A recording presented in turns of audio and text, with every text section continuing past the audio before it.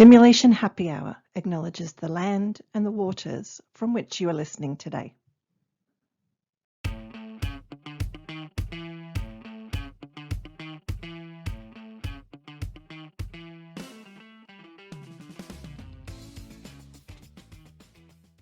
Welcome to Simulation Happy Hour.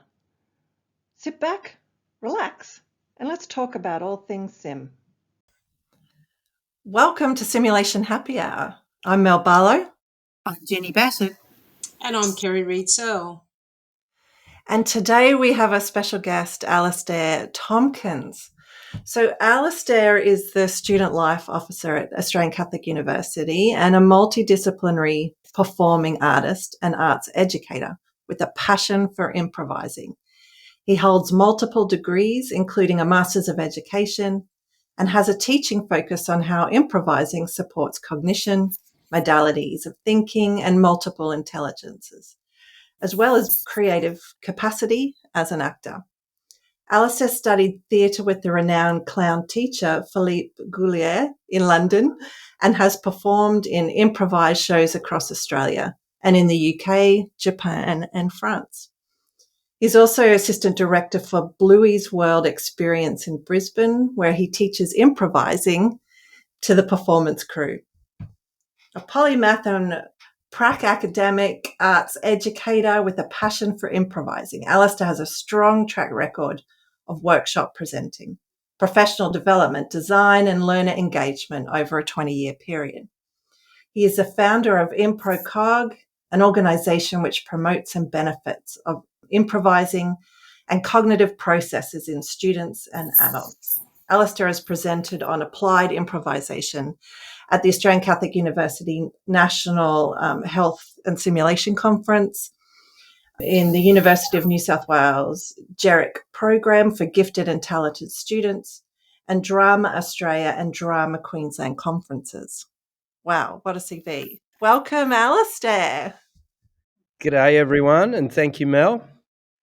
It's great to have you. Oh. To kick off, it's probably a good place to start to say, can you explain what improv is? Okay, improv or impro, depending on where you are in the world, is short for improvisation. So from my point of view, it's a word that encapsulates dramatic and comedic improvising. So when a performance is devised and delivered in the moment without rehearsal or practice. It could be a solo improvised performance or it could be with an ensemble. And it covers a lot of things people might know on TV shows like Whose Line Is It Anyway? Back in the 80s and 90s, there was theatre sports on TV. There's an Australian show, Thank God You're Here, where they put an improvising actor into a situation where other people have got problems and obstacles for them to overcome in real time. So, yeah, it's all of those things. And it can also be applied to other situations such as healthcare education. So I was having a look at your CV and I'm really curious to know, how did you get from improv into education and simulation? Where was the spark that connected you there? That's a really good question. My mother was a teacher and my mother-in-law was a teacher, librarian. And I guess I've always had people around me that were encouraging of my capacity to pass on knowledge and inspire young people, as well as to be able to have a range of ways of explaining something. So I was doing teaching and unknowingly passing on my skills and passing on content knowledge before I even entered the profession in a formal manner. Often I was tasked with explaining games to other people or leading a group.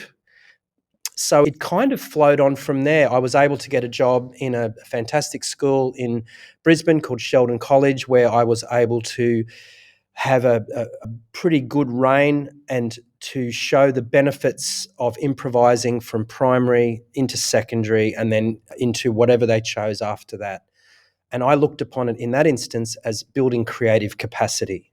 That was my remit as part of my job. And then came into the tertiary sector. Yep. Nice. So, Alastair, can you give us an example? I'm a classroom teacher, or no, perhaps I'm a nursing academic, and I've got a group of students in a classroom, clinical lab, and I'm going to teach them a topic of vital signs: blood pressure, pulse, temperature, respiration. How could I use Impro in that context? What sort of tips could you give to our listeners who are starting off in simulation of how this might work? Okay, in that situation, and I certainly bow to the expert knowledge here in the panel and also with the listeners. In that situation, for me, my first explicit point of teaching would be around the ability to generate lists.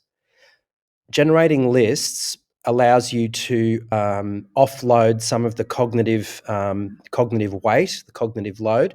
So if the keyword was blood pressure, I would be encouraging the students to think about that as a divergent thinking stimulus. So I've said the keyword blood pressure, what comes to mind? And all of the things that come to mind are essential elements of a list that you might create. And that list easily transfers into a checklist. Have we checked the following things with regards to blood pressure? Now, this type of divergent thinking sort of explosion of ideas, it's like a firework going off from a central stimulus. It would be the way to get students into that would be to say, when I say the word Paris, France, what comes to mind? And there are no wrong answers. And you would harvest the answers from the group. You'd say baguette, Eiffel Tower, the Louvre, Mona Lisa, black berets, stripy shirts, French films, a croissant. These things are all correct answers for the stimulus of Paris. And then I would take that methodology across into whatever the health subject was. What are your responses when I say blood pressure? And then we create a divergent schemata around that, and that can come into a list. And then we can go, great, we've generated a list. How do we perhaps prioritize these lists? What's the most important thing from this list? And that's when critical thinking comes in, because as an educator, you can say, oh, well, the patient's currently losing blood. Is that going to impact on the priority of the list? Or the patient is old, or the patient seems to be lapsing into unconsciousness. Does that change your priority? So that would be my first entry point for impro divergent thinking into that particular situation that you've described. That's really interesting. So I don't know, you could do that anywhere in any kind of learning environment. Yep. How does that then translate into role play? Because role play, from my experience, a lot of educators and academics don't view role play as simulation, but it is like one of the most broadly used modalities of simulation. How do those two work together? Good question. My take on it from an outsider's point looking into health education, my take on it is that healthcare is about the human narrative. Healthcare is about the human narrative. So if we want to provide good healthcare, we need tools and techniques to explore the human narrative. Now, we would all be familiar, even on a personal level, with going to a doctor or to a physio or whatever. They often have a series, coming back to lists now, they often have a series of lists of questions that they ask you. What they're doing in that instance is drawing out your narrative. What happened? When did it happen? How did it happen? Deep question. Why did it happen? And then you are providing some type of feedback and some type of collection of facts and data about the injury or your situation. Now, when that comes to role play simulation, focusing on the human narrative, we're focusing on the relationship, the human, authentic relationship between two people. One of them is a healthcare professional, the other is a patient, or in some cases, the parent of a patient. The health professional, in their role, needs to extract enough information and enough narrative from the patient to be able to provide an informed view of what the patient's going through. And hopefully that informed view will translate into a good healthcare outcome. The opposite of that would be not asking any questions, taking a superficial cursory view of what's happened, and then coming to a conclusion. So the role play element is about getting people to engage on a human level and trying to get the best outcome for the patient based on the information that you've extracted about their personal narrative. That's my way of looking in on what you do and what your listeners do in simulation, role play simulation. So, Alastair, if I'm a new academic and I'm listening to this really interesting podcast, do I need any formal training? How do I get into improv? If I'm interested in it, how would you suggest, new academics or academics who've been doing it for a while, how do I implement this into my repertoire of teaching tools? Good question. I think the first thing that I would encourage you to do is to back yourself and to take a creative risk. As soon as we move out of our comfort zone and take on a new technique for teaching, there's that element of, oh, I'm not very good at this, or this won't work, or it works for others, but it doesn't work for me. So the first thing I say is back yourself, just the way we tell our students to back themselves. And you have to be your own coach on your shoulder saying, keep going, you're getting better, it's good. There are plenty of online resources, and that's something that I'm even working on right at the moment with ImproCog to design resources around role play readiness and other elements that will be used in health professionals. An easy game that we can play straight off is a game called Yes and. So this is a common practice when we improvise. When our partner gives us an idea, which we would call an offer, we acknowledge what our partner has done and said by saying yes, and we add information to boost or to elevate what our partner has said. So an example might be in real life. Imagine there's two people talking. Person A says, let's go to the gym. Person B says, yes. And while I'm there, I might try out the new exercise bikes. Person A says, yes, I saw them the other day. They look great. Person B says, yes. And I hear they've got free personal training this month. Person A says, yes. Why don't we head off after class? Person B, yes, that's a great idea. I can take your bag if you want. Person A, yes, I'll give you a lift. It's going to be great. So that's very scaffolded conversation about real life. We're hearing what each person says and we're validating it and boosting it by saying yes and.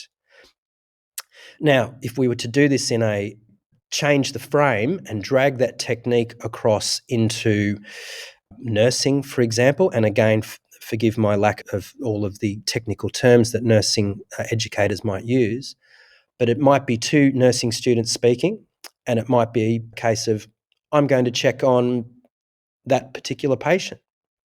Yes, and while you're there, can you check if they've eaten their meal from this morning? Yes, I will. I noticed that they're not really got a strong appetite at the moment. Yes, I've noticed that as well. I'm going to mention that in their case notes, or I'm going to let the doctor know this afternoon. Yes, I'll also make sure that they've got adequate water, or I'll check their blood pressure while I'm there, whatever it might be. So that's an example of how we take yes and into a clinical setting. The opposite of yes and would be, I'm going to check the patient. Okay. That's a very short conversation, and it's not really collaborative. It's not collegial. It's not supportive. And I think for our undergraduate learners especially, it just leaves them hanging and leaves them feeling out on their own in terms of what they're about to do, rather than having that energy of a back and forth yes-anded conversation where their ideas have been validated. You can still correct an idea using yes and. You don't have to agree with everything they've said, but it's just removing the direct no or the direct contradiction in that terms. And remember, this is a teaching and learning tool about collaborative conversations. Obviously, in the real world, there would be times when you do need to actually say no or stop or those types of things. So this is to get students talking to each other, actively listening, and in an active state of conversation and collegial support in their learning area. I find this work fascinating, Alastair. And a question to you now is, with the yes, and I would imagine that conversations can get quite deep and quite meaningful as well. In our listening, our audience out there may often use role play where the academics immerse themselves into patients and students then interact. And it can get quite deep and meaningful. And just using one example, I'm not sure that you've heard of a concept called Mask Ed. It's a simulation technique where we actually don silicon props and we transfer into another person. And those conversations and complexities can get very deep and emotional. And my question to you, as these conversations get deeper and you see that active listening and you see that collaboration, the person who is playing that role and has become potentially delved parts of themselves into that conversation, what's your response in terms of debriefing those persons in that acting role? We often debrief students, but we sometimes walk away from the context of a classroom or a laboratory context, and we haven't thought about debriefing ourselves or have anybody there with us as we unpack what has just happened. My thoughts, or my question is your thoughts around that.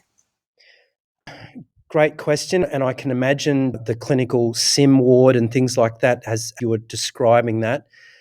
When you're talking about those silicon masks, mask in drama has been around for thousands of years as a performance tool. There's evidence going right back to the ancient Greeks, and that's where our comedy and tragedy masks come from. When we teach students, for example, with red-nosed clown, we often say to them, your red nose is the smallest theatrical mask in the world. It's clear that you are in role when that mask is on, and when the mask comes off, it is clear that you are out of role. If it's possible, my drama advice would be that if we were doing a theatrical production that required the actors to regularly go into heavy emotional territory or doing subject matter that is taboo in our society or that comes with great personal loss and human trauma, then there would be ways that the theatrical organisation would have to allow our actors to debrief after each one. It might be as simple as saying simulation over, removing the mask, packing away the character's name. Never use your own name when you're using a character. Always have a separate identity and a persona for whatever that masked character is called. That allows you to separate them in your mind because you've heard a different person's name being associated with you in the mask. I would have some phrases to habitually and ritualistically say, like, I really enjoyed being in role today, but it did show a lot of deep emotions. So that might be one phrase you could say. If you've got a colleague, an academic colleague or a peer that you can debrief with in private, that might be helpful. And again, this comes with a level of trust and vulnerability and openness. Your peer might say to you, wow, I thought I heard you crying at that point. And you might say, yeah, I was crying. I've seen patients like this. I've observed this. Or this has happened to my own parents. Or this happened to me. And then your peer might say, wow, want to talk about it? And then it's whatever the choice of the person is in that moment. And I'd say, no, look, I'm good. It's just, it came up, and possibly an affirmation by a peer or a colleague at that time, like, I thought you did a great job and it was really authentic. We see patients that are in an emotional state just like you were in. And what you did today for your students was really powerful, and it was a beautiful gift of your lived experience. Something like that. If you're doing that type of heavy emotional sim on your own, maybe it would be a technique to have your phone handy and just to debrief into your phone, just to record a little voice memo saying, wow, that was big. We were doing palliative care and I had some recollections of my own parents or what I've seen in the ward with a patient over a long period of time, and I got pretty upset today. I felt a sense of loss. I also know that I was in role, and that wasn't me. And I know that my emotional memories are part of my lived experience, and I acknowledge that, and that's what makes me human. And my ability to be emotional and vulnerable and open, just like an actor, is a really powerful thing to bring into education. Because you can imagine what the opposite of that is, that I'm not vulnerable, I'm not open, and I'm not authentic. We're talking about some type of robot in that instance. And that is not about the human narrative. That's about something else. There's no lived experience. So I hope that's a long answer to a very powerful question. So have a peer if you can, and have that shoulder to lean on if you can, or debrief and reflect on it, maybe into a phone and have a cup of tea, or maybe chat with your partner or someone who you live with later in the day. That would be my advice. I'm sure there are other opinions available on that topic as well. Yeah, thanks, Alastair. That's some really good key points for our audience to take away, because, and I'm not implying that we all use masks, but when our educators move into role play and they are creating a simulation that reflects the journey of a patient, whether it be a pair of glasses, whether it be a hat, they're putting on a prop to remove themselves from being them. But what we don't do so well is debriefing ourselves. We spend a lot of time in debriefing the students, and there's frameworks for debriefing students, but sometimes we walk away from those areas and leave the academic without that closure of a debrief. It's something that I'd really like to chat to you in another environment, Alastair, about our particular modality of mask ed, and I will have another conversation around that and perhaps another podcast on it, because it's such an important area around debrief. So thank you so much for that. I'll move over to the other team members in asking you questions. Well, I love the idea of mask ed, and I love the idea that we can take that mask off and keep it as a separate entity to ourselves. And probably my next thing I probably have to ask Mel is, next time there's any mask ed happening, can I come in as an actor and to actually experience that? That's where I started with healthcare simulation. I started as a paid actor many years ago, working in sim. So I know it from the actor's point of view. Yeah, Wow, but what an thanks, Kerry. experience for the students. That would be amazing. So how then do we prepare our students for this? And how do we prepare the activity to help them engage and meet the learning objectives? I think we need to explicitly show our students the difference between divergent and convergent thinking. Convergent thinking is where we use techniques to find the answer. Anything that's logic chain, anything that's a left brain activity that's sequential, and these types of things. Maths is obviously a good example. 2 + 2 = 4. That's the widely accepted answer so that's an example of convergent thinking. So I think firstly we need to say to our students, hey, look, this kind of a divergent thinking model, there will be a range of answers. We could have multiple conversations about how you're feeling today as a patient. Each of them will be different.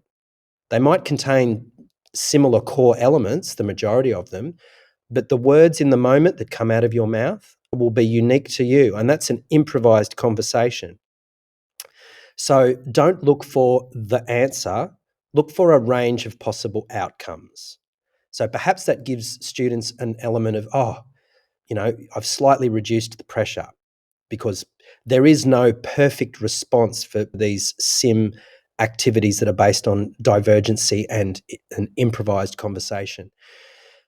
I would then encourage them again around active listening. And for the students who are playing a patient, I would use the acting technique. It's from Stanislavski. It's called the magic if. And the magic if says, what would I do if that happened to me? So if I'm playing a patient with a long-term leg injury, how would I feel if that happened to me? I might feel frustrated. I might feel disappointed that I can't run. I might feel ashamed of my injury. Why hasn't it healed? I might feel all of these human emotions, and that comes back to our idea of narrative. Your patient is living a human experience, and you're living a human experience too as a healthcare professional, and we're trying to find the best outcome.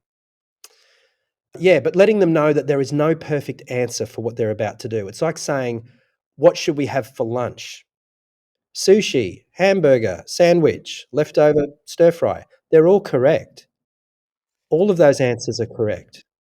So do we give them a guideline, like this is what you have wrong with you? Yep. And this is the end point we need to get to, but the improvisation is that human emotion to get Yeah. there. And I think what I really like about that is we're enhancing the skills of active listening, which I think we don't do enough of, and connecting and empathy with the patient, right?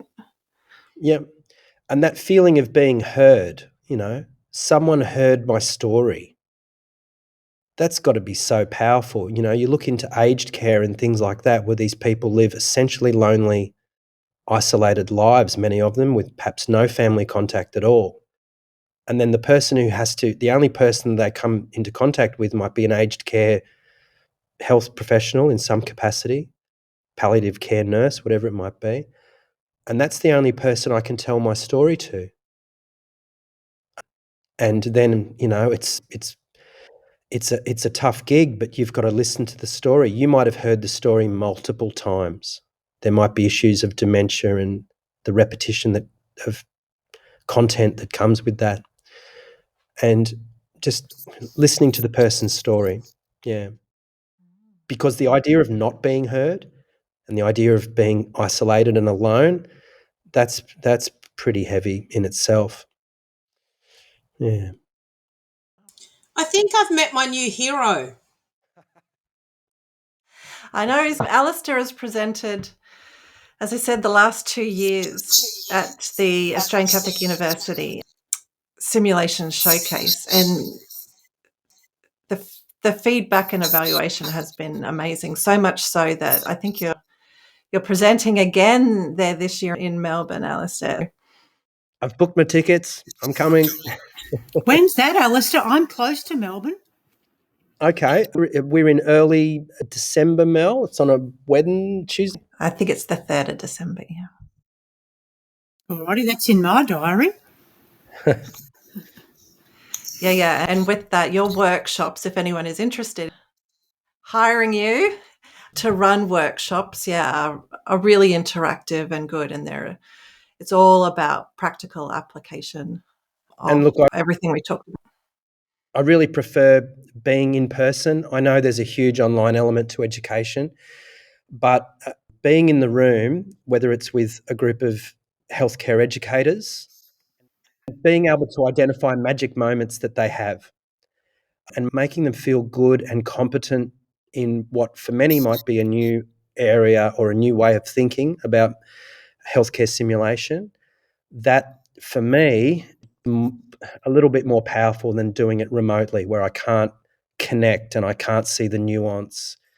A lot of what we do is very physical and requires immediacy and contact and things like that, just like our students will experience in sim and just like they'll experience most of the time when they graduate and they're working in hospitals or a clinic or private practice or government agency, whatever it might be.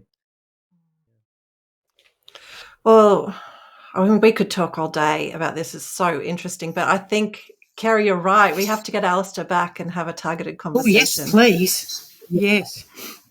So thank you so much for joining us today, Alastair. Super My pleasure. interesting. Now, just before you go, Alastair, the last question we ask all of our guests is, because this is Simulation Happy Hour, if you could be anywhere in the world for happy hour, where would that be and what would you be drinking? That's a divergent thinking stimulus, because you've said happy hour anywhere in the world, and I've got a range of possible answers that I can tell you, and each of them is really good. But I'll keep it just south of Tweed Heads at the Cabarita Surf Club. It's just out on the deck, and you can look out. You can see the waves breaking. You can see the headland.